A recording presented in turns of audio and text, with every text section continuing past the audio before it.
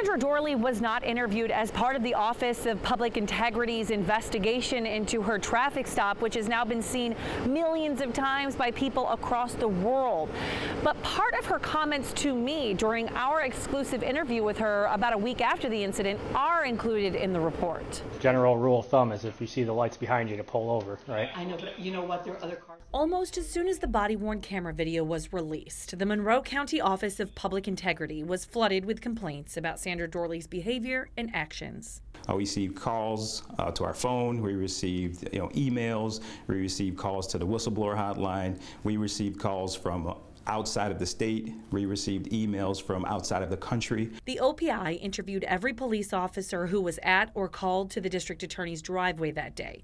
It pulled surveillance video that shows her leaving work to ensure the timeline was correct. And it talked with those managing the SUV she was in at the time. So we found that there were violations of the ethics code. One of which was that the DA, quote, attempted to secure unwarranted privileges or exemptions for herself. During our interview, I asked her directly why she called the police chief instead of just pulling over. Here's what she said. You were trying to get out of the ticket. At that point, I wanted the officer to know that I was not a threat, and I'm sorry for that. Why not just pull over and tell him you're not a threat? I don't have a good answer for that. I made a mistake. The Webster police chief remembers it a bit differently. He told OPI investigators the first time the DA called, she said, quote, tell your blank officer to stop following me. In addition to the other ethics violations, the OPI also found that Doorley failed to report that she had been ticketed in a county-owned SUV. And so what happens from here?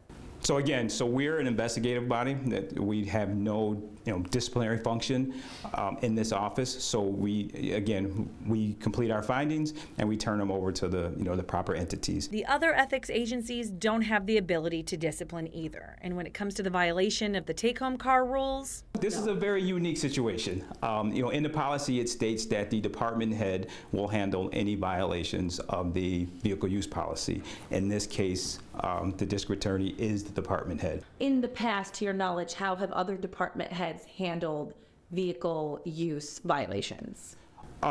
It could range. If it was a first violation, it could be something as simple as a verbal counseling. It could be something as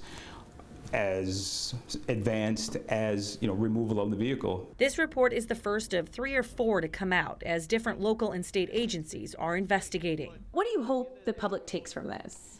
We wanted to make sure that we were thorough. We did a thorough investigation. I hope the public sees that we were thorough and that we were transparent in the things. That's why we released the entire investigative report.